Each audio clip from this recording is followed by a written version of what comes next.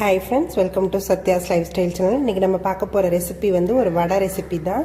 பலாக்கொட்டையை வச்சு ஒரு வடை தான் இன்னைக்கு பார்க்க போறோம். ரொம்ப டேஸ்ட் நல்லா டிஃபரண்டா, கொஞ்சம் ஸ்வீட்னஸ் கொட்டை வடை டேஸ்ட் நல்லா சூப்பரா டிஃபரண்டா நல்லா இருக்கும். பருப்பு வடை மாதிரி கொஞ்சம் கிறிஸ்பியாவும் இருக்கும், அதே நேரத்துல சாஃப்ட்டாவும் இருக்கும். டேஸ்ட்டும் கொஞ்சம் டிஃபரண்டா நல்லா இருக்கும். இது எப்படி பண்ணலான்றதை பார்க்கலாம். இந்த பலாக்கொட்டை வடை பண்ணுறதுக்கு நான் வந்து இந்த மாதிரி பலாக்கொட்டையை வாஷ் பண்ணி எடுத்து வச்சிருக்கேன். இந்த பலாக்கொட்டையை நான் குக்கரில் ஒரு விசில் வச்சு எடுத்துக்க போகிறேன். இதோட கொஞ்சமாக சால்ட் சேர்த்துக்கிறேன்.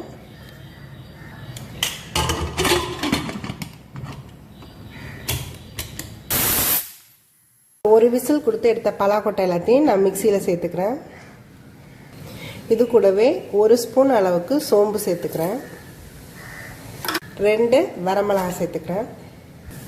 ஒரு 3 பல் போல் பூண்டு சேர்த்துக்கிறேன். இதை வந்து நம்ம பருப்பு வடைக்கலாம் எப்படி அரைப்போமோ ஒன்றும் பாதியமாக அந்த மாதிரி அரைச்சி எடுத்துக்கலாம். இந்த மாதிரி நம்ம அரைச்சி எடுத்தாச்சு. இதை வந்து ஒரு பவுலில் மாற்றி எடுத்துக்கலாம்.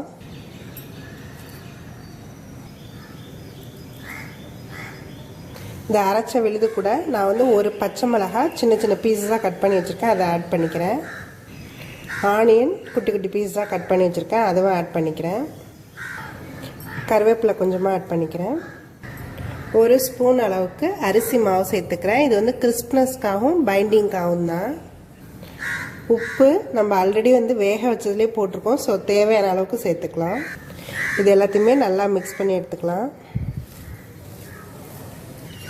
இது எல்லாத்தையுமே நல்லா மிக்ஸ் பண்ணியாச்சு. இது எப்போதும் நம்ம வடை வந்து பருப்பு வடைக்கு எப்படி பண்ணுவோமோ சேம் அதே மாதிரியே நம்ம பண்ணி எடுத்துக்கலாம்.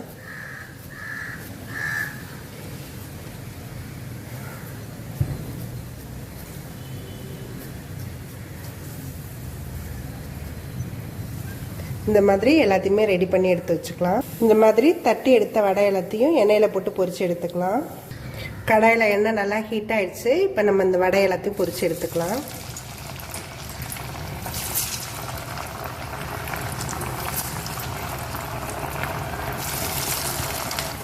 உடனே திருப்பி விடாமல் கொஞ்ச நேரம் ஒரு சைடு வெந்தோன்னே நம்ம அடுத்த சைடு திருப்பலாம். இப்போ நம்ம அடுத்த சைடு திருப்பலாம். ஒரு சைடு நல்லா வெந்திருக்கும்.